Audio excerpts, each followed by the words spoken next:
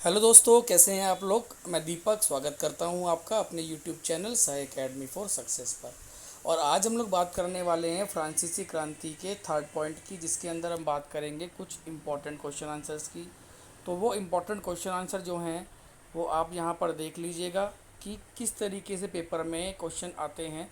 अभी तक ये सारी बातें जो आपको दिख रही हैं स्क्रीन पर, याद रखने योग्य बातें, ये आपका सपोर्टिंग मटेरियल है जो गवर्नमेंट स्कूल में मिलता है।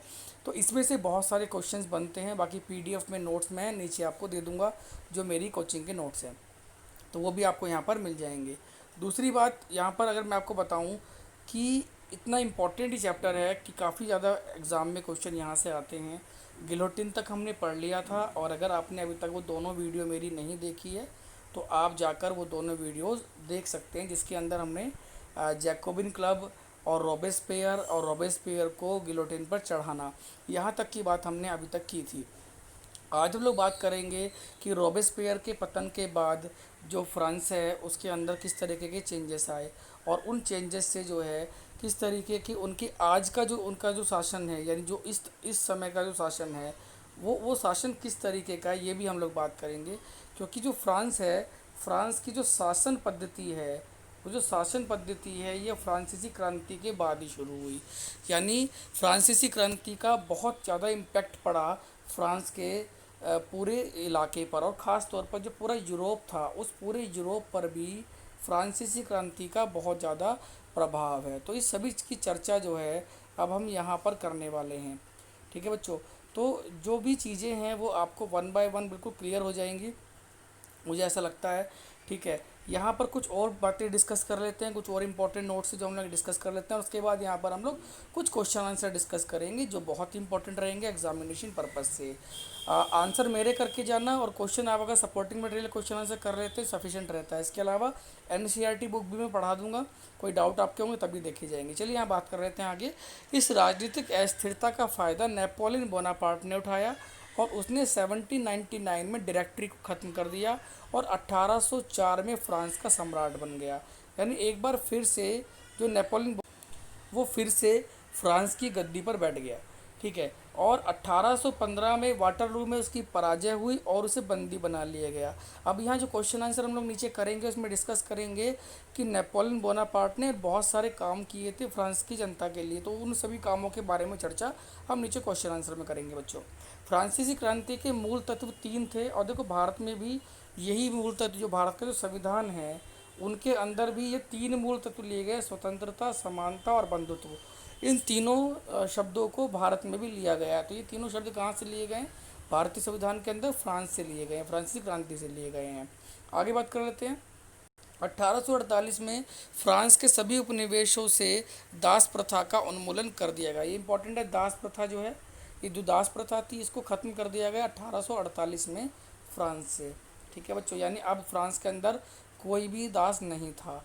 और महिलाओं को मतदान का अधिकार 1946 में जाकर मिला। जब हमने बात की थी वो डायरेक्टरी की, उसमें भी केवल टैक्स देने वालों को ही, यहाँ पर देख लीजिए आप, मैं ज़रा थोड़ा सा आपको ग्लांस में समझा देता हूँ। ये रहा कि केवल मतदान देने का जो अधिकार था वो केवल पुरुषों का था। यहाँ देखो, आप देख सकते हो, केवल पुरुषों का मतदान देने का अधिकार था, और उनकी उम्र 25 वर्ष से अधिक होनी चाहिए थी। कम से कम 3 दिनों की मजदूरी के बराबर वो कमाने चाहिए थे। तो ये सभी चीज़ें थी। लेकिन जब धीरे धीरे फ्रांस में क्रांति बढ़ी तो 1848 के अंदर जो है जो महिलाओं को भी, सॉरी 1946 के अंदर जो है वो महिलाओं को भी अधिकार मिल गया फ्रांस के अंदर बच्चों। ठीक है, तो ये तो बात हुई। पूरे चैप्टर हमने ग्लांस में समझा। आज हम बात कर लेते हैं एक नज़र में पूरे चैप्टर की। फ्रांसीसी क्रांति के कारण क्या थे, तो ये आप देख लीजिए, पूरा आपके पास चार्ट है। इस चार्ट को आप ध्यान से देख लो, मैंने सब कुछ डिस्कस कर लिया है। पिछली दो वीडियोज़ अगर आपने नहीं देखी है तो प्लीज़ मेरा आपसे रिक्वेस्ट है वो दोनों वीडियोज़ आपको जाके देखनी है, तो आपको ये थर्ड वीडियो आसानी समझ में आ जाएंगी। डिस्क्रिप्शन में लिंक दे दिया है, आप वहाँ से भी वीडियो देख सकते हैं। आइए बात कर लेते हैं आगे की। ये जो भी चीज़ें हैं ये इंपॉर्टेंट पॉइंट्स है कि क्या क्या कब कब हुआ। 1774 में लुई सोलवे जो है फ्रांस की राजगद्दी पर आसीन हुआ, और 5 मई 1789 को उसने उसको जो है बंद कर दिया गया, उसको और उसकी पत्नी को, मैरी एंटोनेट को। ठीक है, तो ये सारी चीज़ 14 जुलाई 1789 को क्या हुआ था, बास्तील के किले पे हमला हुआ था। 4 अगस्त 1789 को जो डायरेक्ट तीनों स्टेट थी उनको बुलाया गया था मीटिंग के लिए। 10 अगस्त को जैकोबिन क्लब के सदस्यों ने विद्रोह कर दिया था। 1791 में क्या हुआ था, ऑस्ट्रिया ने योजना बनाई थी। ये सभी चीज़ें, ये एक नंबर के सभी क्वेश्चन के अंदर बहुत इंपॉर्टेंट। 1804 में आचार संहिता आई थी। तो ये बहुत ही इंपॉर्टेंट चीज़ें हैं, तो इनको आप लोग फिल कर लेना, ठीक है, बुक में सभी देख के। अदरवाइज़ मैं करा दूँ, कोई ऐसी बात नहीं है इसमें, ठीक है। आगे बढ़ लेते हैं, 1 अंक के प्रश्न देख लेते हैं। 1 अंक के प्रश्नों के अंदर फ्रांस की क्रांति के समय फ्रांस का सम्राट कौन था? तो इसका आंसर जो बच्चों आपका हो जाएगा वो क्या हो जाएगा, लुई 16। तो लुई 16 इसका शासक था। द सोशल कॉन्ट्रैक्ट नामक पुस्तक किसने लिखी थी? तो ये नेपोलियन ने नहीं लिखी थी, रूसो ने नहीं लिखी थी, रोबे, इसका आंसर होगा बच्चों आपका आबेसिए ने लिखी थी। लुई 16वें किस राजवंश का था? ठीक है, तो ये इसका आंसर जो आपका होगा वो होगा बुर्बो राजवंश का था। जो लुई 16वें था वो किसके राजवंश का था? बुर्बो राजवंश का था। अगले प्रश्न देख लेते हैं। यहाँ पर लिखा है फ्रांस में 1794 तक चलने वाली मुद्रा का नाम क्या था? तो 17, देखो ये टाइड जो था ये टैक्स था, तो इसको तो आप भूल जाइए, ये तो इसका आंसर नहीं होगा। तो टाइड नहीं इसका आंसर होगा। सॉरी, ये तो नहीं है, यहाँ पे मैं इसको करता हूँ, टाइड इसका आंसर नहीं है और टाइल भी इसका आंसर नहीं है। डायरेक्टरी वहाँ पर जो शासन करने वाली संस्था थी वो डायरेक्टरी, ये भी इसका आंसर नहीं। तो इसका आंसर क्या हो जाएगा बच्चों? लिवरे हो जाएगा। आगे देख लेते हैं। नेपोलियन फ्रांस का सम्राट कब बना? तो इसका आंसर आपका हो जाएगा 1804 में बना, ठीक है। वाटरलू का युद्ध नेपोलियन में किस सन में लड़ा? तो इसका आंसर होगा 1815। तो 1815 में वाटरलू का युद्ध हुआ था और उसके बाद फ्रांस जो है वो समाप्त हो गया था, ठीक है। ये फ्रांस का राष्ट्रीय गान क्या है, ये आप लिख लेना एक बार, ठीक है। ये किसने लिखा? तो ये जो लिखा था वो आपका वो जो जोक ने लिखा था, ठीक है बच्चों। तो इसका आंसर ये हो जाएगा। आगे बढ़ लेते हैं, थोड़े से और क्वेश्चन आंसर हम डिस्कस कर लेते हैं यहाँ पर।